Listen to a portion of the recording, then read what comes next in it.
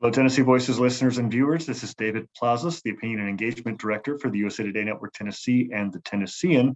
This is a special edition of Tennessee Voices where I've invited candidates for the May 3rd primary election in Nashville-Davidson County to talk about their campaigns. It's a local election, so hopefully we're recording this on April 28th, the last day of early voting, and hopefully if you haven't voted already, vote today or by May 3rd. Judge Rachel Bell is my guest today. Judge, how are you doing today?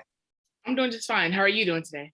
Doing very well, thank you. And I wanted to ask you a little about your campaign of, what have you learned over these last several years on the bench, and why are you running for re-election? Well, what you learn over the years, I've heard over 250,000 cases. And so General Sessions has a wide range of different types of cases that come before us. We have criminal cases, we have civil cases, debt collection cases, landlord-tenant matters, car accident matters, traffic cases, mental health committal cases. And then with me, I started the Music City Community Court, where we bring dockets into the community. And those three specialty courts I created with the Music City Community Court was a restored reentry court to help people that have paid their harm and debt to society, but need to restore themselves, need to get their record expunged, and need to be able to move on with their life so that they can be able to get a quality wage job, be able to get adequate housing, and be able to move forward with their lives. And then I also started the Care Diversionary Court for ages 18 to 30, which is now still in this pilot stages. And we're able to take up to 15 people at a time to kind of see if the system and the processes that we put in place are actually moving forward. And then I also was able to start the Legacy Housing Resource Diversionary Court, which I'm very proud of during the COVID-19 pandemic. There were landlords that were dealing with not receiving payment of rent. And then there were tenants that weren't able to be able to pay their rent. And so the city of Nashville stood up a program to receive federal funds, and my court was able to help the landlord and tenant seek resolve. And so I was very proud of that. But what you learn is that a lot of people are hurting. A lot of people are going through hard times in life and have made bad decisions, some of them.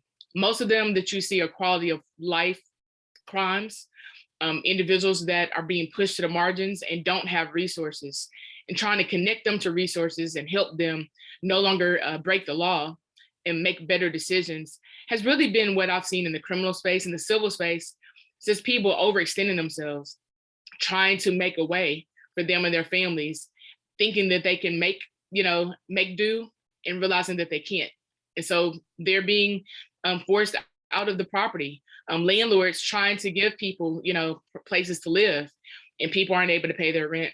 And then individuals that are overextending themselves with credit debt.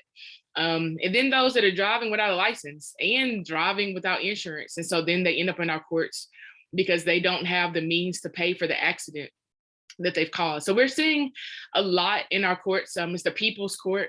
I'm a people person, and I've met people right in the community where we are. And so what you learn is that people are really dealing with a lot. And in 10 years, you get to see a lot of the woes of life that people are dealing with that come before our General Sessions courts. And one of the things that you had mentioned was the evictions court, which has become so important over these last couple of years since COVID.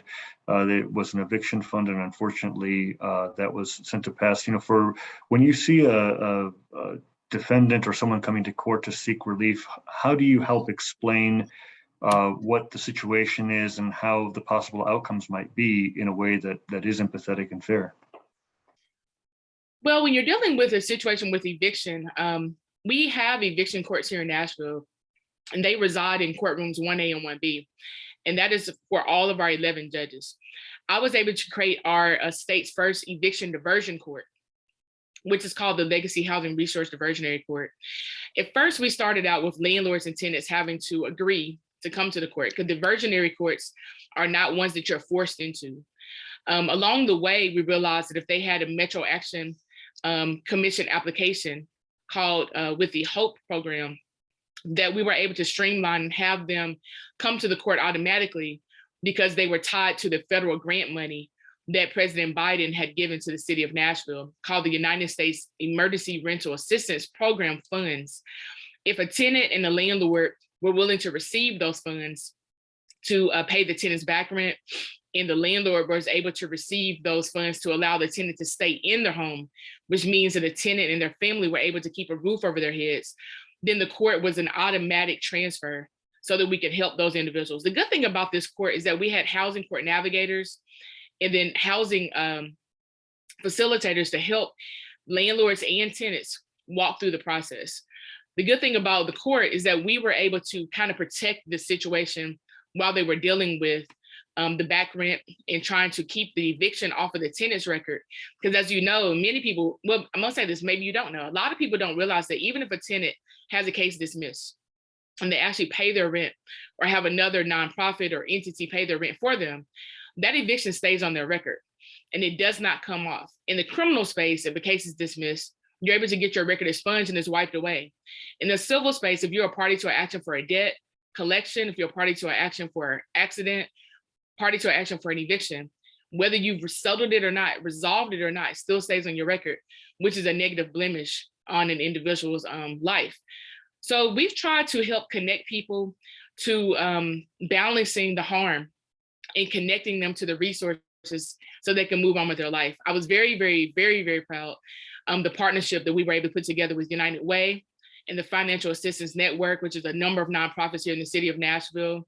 The partnership we were able to do using the Tennessee Alternative to Dispute Resolution Plan, which had individuals seek mediation.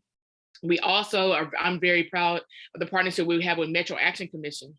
We helped over 2,000 landlords receive $11.9 million in 1 year to stop an eviction where a landlord wasn't able to receive rent during COVID-19. Many people lost their jobs. Many people weren't able to pay their rent during this time. And then we helped over 2,000 plus families keep a roof over their head. So much so that I was very proud that I was able to present at the White House Eviction Prevention Summit. I got a call from Aaron Schumer, who is the assistant to Gene Sperling, Gene Sperling is a senior advisor to President Biden, to present on behalf of the city of Nashville, the eviction diversion program that we had here. Unbeknownst to me, we were one of the first courts in the country that was set up and streamlined in this way. And then I got a call from Andrew Mitchell to be on the MSNBC with Julian Castro to talk about what initiatives we were doing here in the city of Nashville to help landlords receive back rent and help tenants keep a roof over their head. So we were able to stand that program up pretty quickly, but a lot of people want to know, how did we stand it up so quickly? In 2018, there was a grant that I had received. Initially, we were going to create the Care Diversionary Court, in which we did create that court. When we were ready to launch in March of 2020, there was a tornado and we had our first participant, and then the courts closed because of COVID. And so we weren't able to continue having cases transferred because the courts were closed in that criminal space for ages 18 to 30. But we were able to keep working on technical assistance to create the landlord-tenant eviction diversionary court. And so we started developing that court in 2019. And then in 2020, kept working on it. And then when the eviction moratorium was about to expire, we were able to stand that program up. The first docket we had was February 23rd, and it was virtual. And then courts opened up in March, and we were able to continue our initiatives. And then we had court 3 extra dockets a week. In the General Justice Court, it's hard to open up dockets, but we were able to do that, and we were able to stand that program up. And I'm very proud that sometimes you have to pivot and pivot hard. What is the priority? What is the priority that was needed? And I chose that the homelessness crisis in the city of Nashville, dealing with affordability and availability, was more important. And so we decided to stand that program up and pause a few other things for a period of time because it was the right thing to do. And staffing and capacity, we had to get it done. And I was very thankful that Mary Falls, who was the senior advisor to Mayor Cooper at the time, gave me a call and said, "Hey, heard you working on a housing court with MDHA. Are you able to stand this up for private landlords and private citizens?" And I said, "Yes, give me a couple of weeks, I'll tweak the program and we'll be ready to go. Nashville will be ready to deal with this homelessness crisis, dealing with COVID-19. And we were able to do it. And we've been able to receive national and local acclaim for it. But I always remember that it's not about the acclaim, it's about the accomplishment of things. And I'm very thankful that landlords were compensated and tenants were able to keep a roof over their heads and their families' heads. Well, Judge, I want to thank you. This is such valuable information, I think, for citizens and for consumers. Judge Rachel Bell, General Sessions Judge for Division 8, running for re-election. Any final words of wisdom before we conclude? Well, in 10 years, you learn a lot and you grow a lot. I would love to continue to serve as your General Sessions Court judge. We have started a lot of great initiatives, first impression initiatives. I'm very committed to the work, very committed to seeing the things get done. I'm running on 4 things, which is experience. I'm running on innovation. I'm also running on bringing diversity and also treating people with dignity.